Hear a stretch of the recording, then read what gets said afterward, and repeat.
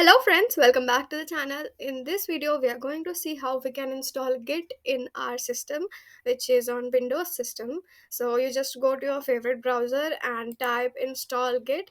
Then you visit this website and you click on this link. And after getting onto this page, you just click on download for Windows.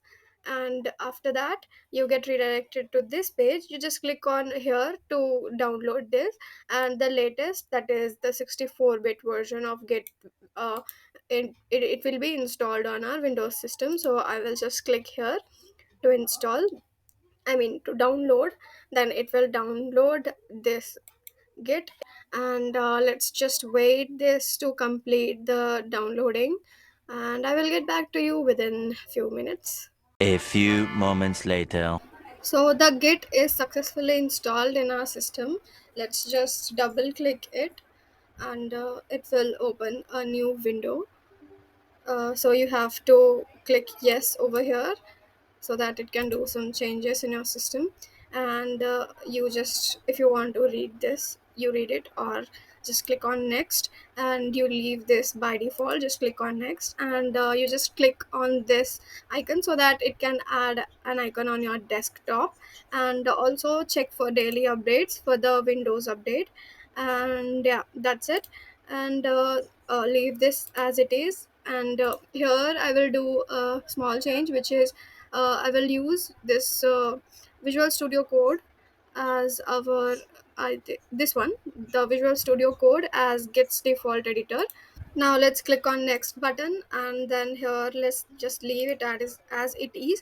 Then this is recommended, so leave it as it is.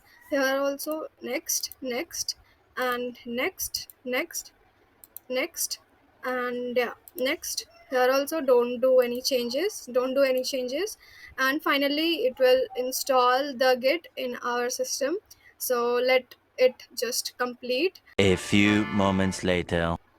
So the installation is almost completed. Yeah, it's complete. So you can see your this icon, Git Bash icon, on your desktop. So just click on this launch Git Bash and just finish. So it will open a Git Bash over here. You see, and they have opened this. I mean, it is a document, I guess. Yeah, introduction and all these things. So let's check the version of Git in our system. So I will type Git hyphen hyphen version. So it will give the version of our Git, that is 2.44. And yeah, we have successfully installed Git on our Windows system. So that's it for this video.